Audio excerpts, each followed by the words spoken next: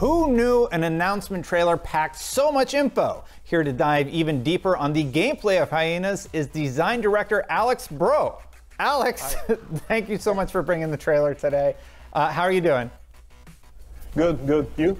I am doing very, very good. I'm very excited to talk about Hyenas, and the trailer makes it look pretty fast-paced. Would you agree with that? And if so, how are you thinking about time to kill, weapon feel, all that good stuff in gameplay design? So first, yes, as you're saying, Hyenas is really a fast-paced game, and we really built our game to make sure that it was making the most out of that fast-paced, movement-based combat. A lot of what we are doing in terms of combat is, to a certain extent, calling back to a more arcade shooter feel, but obviously with a much more modern take on it. So it's all about movement, about that fast action, and really trading action for the player. When you're talking about the time to kill and the TTK, we needed to make sure that we had the right one and a relatively long one to make sure that it was giving space for the player to be able to express themselves during the fight. If you take that a bit in perspective, like if we would have had a shorter time to kill, the focus would have been much more about the anticipation leading to that point of contact. What we wanted in Hyenas was to make sure that once you're in contact with the enemies, you have room and time to be able to change the situation, use the abilities of your characters, and on top of that, we have so many things. So there's enemies, NPCs, the security guards, multiple teams. So that gives time for the player to react, change the situation, and adapt, and make the most out of it. For example, making sure that they are using their ability to distract the NPCs, attract them more on the other players to be able to get that moment, locking themselves out of that room to be able to heal back, prepare themselves, and go back in the fight. So that time is to give them the player themselves the time to be able to express themselves and make the most out of the feature. And obviously that's something that we'll continue balancing on, and that's one of the reasons why we're going to an early close alpha, to make sure that the player have their input in that and is in that journey with us to make sure that we have the best balance out of the combat. So it does sound like there's an escape element or an evasion element, along with various security systems in the game that we've heard about previously. Are there stealth components to Hyenas, though?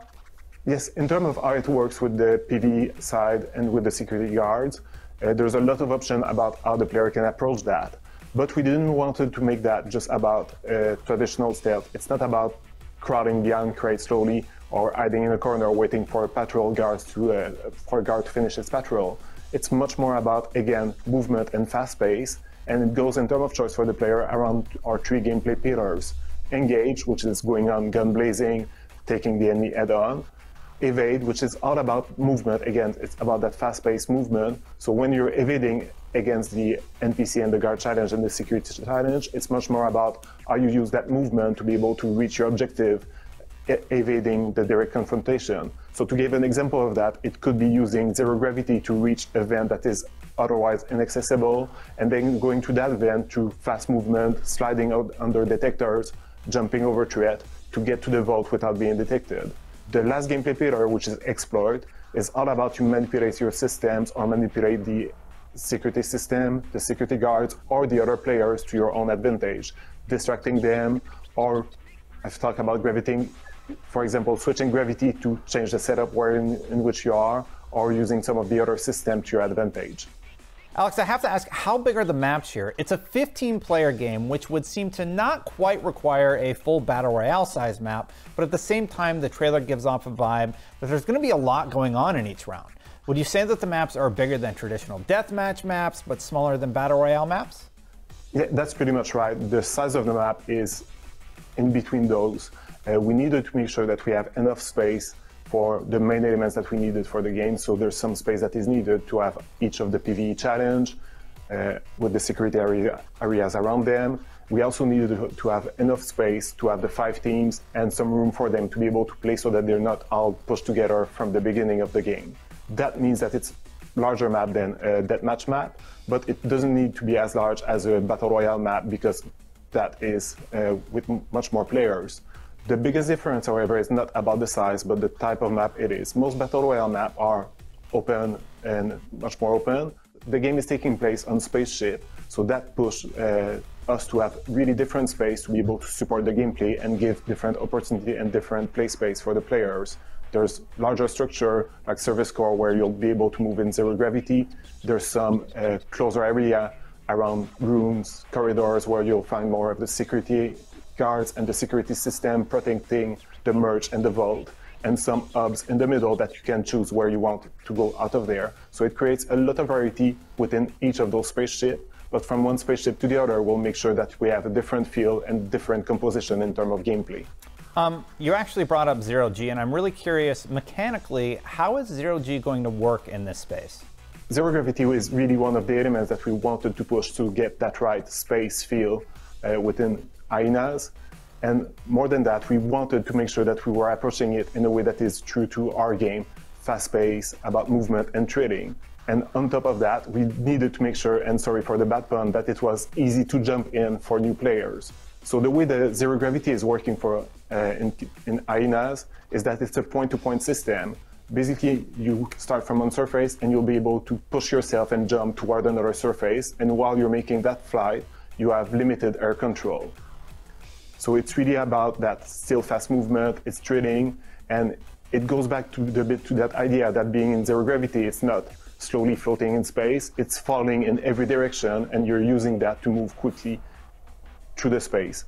Where it gets really interesting, obviously, is when you get in combat in that, you have those kind of dogfighting moments against other player in the zero gravity space. And that's why we have other elements for the player to have finer control, to be able to sometimes change their direction, or using your MacBook to go back to the floor and propulse yourself again. So how have you balanced the Zero-G map space to make sure that there are spaces on and above ground for players to explore? And how do you handle combat within that space? So in terms of how we integrated zero gravity within the map, we really made that from the beginning, making sure that it's well integrated. We have overall two types of space regarding gravity within our ships. Some of those are always meant to be in zero gravity. There's never artificial gravity in there. They are, for example, the service core, the large structure that is holding the ship together, where you'll find some engineering stuff, or larger cargo space that doesn't need to have gravity in there. And those are really interesting because they are for the player, because they are more open. You can fully use the speed that you can get out of Zero-G. And then those are really built to have those 360 combat, more akin dogfight in larger open space for the player that you can do against the other player. The other space in the ship have by default usually artificial gravity, but the player has the opportunity to be able to turn it off and use and use that as a way to change the situation for him in that zero gravity space that they just created. It could be against the NPC and the security guard that are being caught off guard, start floating in the air, that you can take them off while they're vulnerable or push them away. Or it could also be against other players. And that's where we build those spaces are interesting, because there's some of the elements that will only be accessible if you're using Zero-G to get there. So you can use that to try to take the advantage and the high ground against the other player and then turn off gravity. Or they can, on their side, turn gravity off, be able to suddenly close a gap against other player and use, for example, if they have shorter range weapon, close that gap against you and suddenly turn the table on you. So it's those moments that change the flow of combat and flow of gameplay that are really interesting to it.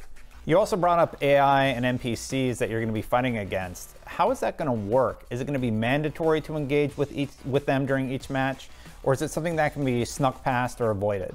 So the security guards and the security system are really core to the game, and player will need to interact with them in some way, because they are there and they are guarding the merge, which is the main objective for the player and the way for you to be able to win a match. Having said that, there's a lot of way that you can interact with them, so it's not necessarily going heads-on against them and fighting them. You have, as we were saying before, engage option, evade option, and exploit option. So you don't need to always go directly against them. You can try to use an evasion route to be able to go around some of the NPC and security guard threats. Having said that, the NPCs are not the only thing, and the PvE side is not the only thing. You need to take care about the other players and figure out how you will deal with them. That same way that you can decide to engage them, evade them, or try to exploit them. And that's where it's really interesting for the player, that they need to balance the PvE, the security system, the security guards, and the other teams of Hyenas that are there competing for them against the same goal. And a good player in Hyenas will be able to take that to their own advantage, seeing how they manage with the PvE and the PvP, manipulating both of them, playing them each against each other, to get the most out of the situation and find a way through that to win the game. Is there any sort of a gun tier system so I know that I have the best gun possible? Or what kind of weapons are available to players? So we want to make sure that we are covering a good variety in terms of weapon from the start, and we'll be growing that over time, obviously. So we start and we have all the staples that you expect in terms of shotgun, assault rifle, SMG, rifle, and some sidearms that you can pick from. The way that the weapons are working is that when you pick your Hyena, it comes with a main primary weapon and also an ability, and that is really making the core of the gameplay from the Hyena, from the character that you picked. Aside from that, you can then pick a specific sidearm that would complement it. So you're starting from that kit when you start your match, but that doesn't stop there, because through the game you can gain some power and make your equipment better. You can find some weapon buff and some gadget that you can then use to be able to take a more difficult challenge toward the end or compete with the other player that will still be there trying to get the merge out of you. Speaking of interesting weapons, what was the weird white bubbly goop weapon shown in the trailer? And what other weird weapons are there that are going to be introduced in this world? So that one is the foam gun. It's the primary ability from the Commander Wright, one of our characters. So it's a really good example of where we want to take some of those abilities in Hyenas. It's giving a lot of options for the player and allow them to be creative in the way that they will be using them in the match. So if you're thinking about the foam gun, the first simpler use that you can get is that you can use it to foam some of the security guard. They will be stuck in it, and then you can finish them while they're vulnerable, or just get away from them during that time while they're dealing with the foam on them. But you can also use that to change the combat, change the situation. You can create cover with it. You could decide when you're engaging against other players that you need some time, retreat behind the door, foam the door, and then they will get more time to be with, so that gives you time to get other different strategy during that time. It can also be helpful for evading or reaching hard place. So you can create platform with it, you can jump on it and be able to reach other area that otherwise is not accessible unless if you use zero gravity. But sometimes switching the whole gravity state of an area is not the thing that the player will want to do, because it reveals their presence to all the other players that are in the same area. So using the foam gun is a more subtle way to be able to achieve that. So that's really our philosophy in Hyenas for the abilities, and we want to make sure that each of the abilities we bring will create those opportunities in terms of creativity and expression for the player. How long are matches in Hyenas? Do they feel like they go by really fast? So the maximum duration of a match is 20 minutes, but that's the max. The average is more around 10-12 minutes, and it will obviously depend. If it's a closely contested match, it can run longer than that. If it's really dominated by one of the team, it can end sooner also. But it's not just about the duration. I think it's interesting for us to think about what is the flow and what is the progress from that match. In your early match, it's really about getting preparation, getting the first few items and supply in terms of power progression, leading towards your first objective, trying to get to your first vault. There is sometimes some PvP skirmish, but it's not full on during that time. After that, when we get more in the mid-match, around the 5-minute marks, that's usually the time where a couple of the vaults have been raided, some of the team has merged on them, and then the PvP is really getting more intense because players are getting close from getting the quota to do the getaway. So either players are converging on the last remaining votes that act as a PvP magnet, or you start chasing the other team to try to steal the merge that they got already. And then once one of the team managed to hit the quota, it's when things kick up a notch even more. It's a frantic race for them to get to their getaway, try to secure the loot that they have, and the other teams are trying to stop them while the ship is putting up its last defense in terms of security guards, security system, trying to prevent the Hyenas from extracting with the loot. Well, hopefully every once in a while I can win a match. This sounds really, really interesting. Thank you so much for joining us, Alex. Huge shout out to our partners at SEGA and Creative Assembly. Hyenas is coming to Xbox Series consoles, Xbox One and One X, PlayStation 5, PlayStation 4, and PC sometime in 2023. Visit playhyenas.com to find out even more about the game and to sign up for the alpha. And of course, stay tuned to IGN.